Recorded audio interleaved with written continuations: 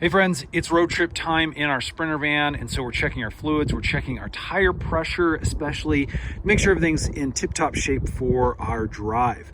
Now, what we're going to be doing today is showing you the tire pressure needed for this specific 2500 Mercedes Sprinter van tire pressure.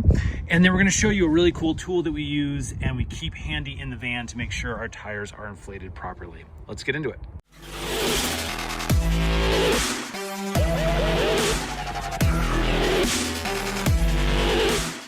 Okay, so first things first, what is the proper tire pressure for these Sprinter vans?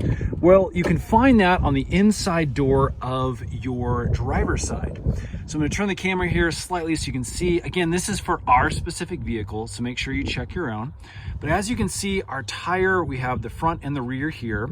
And at cold tire pressure, basically the van's been sitting overnight, and so we're at cold tire pressure. It needs to be 47 in the front and 70 PSI in the back. You can also see it has a spare. That also needs to be at 70 PSI, it's saying. Now, if you're ever interested in your tire sizes for replacing them, this is where you can find the specific tire sizes needed for your van. So now that we know our correct tire pressure, let's go ahead and use our tool and see where we're at on the front. Okay, so here is our front tire. I'm gonna be using this Ryobi power inflator. Basically, it's a super cool little, super portable tool that you can use as a tire inflator.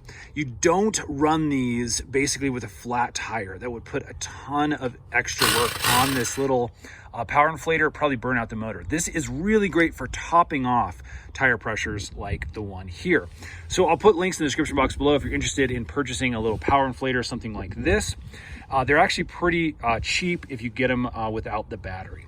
So again, what we're gonna do is we're gonna take our hose and we're gonna be putting it on the intake valve right here. You may have to twist off your little cap.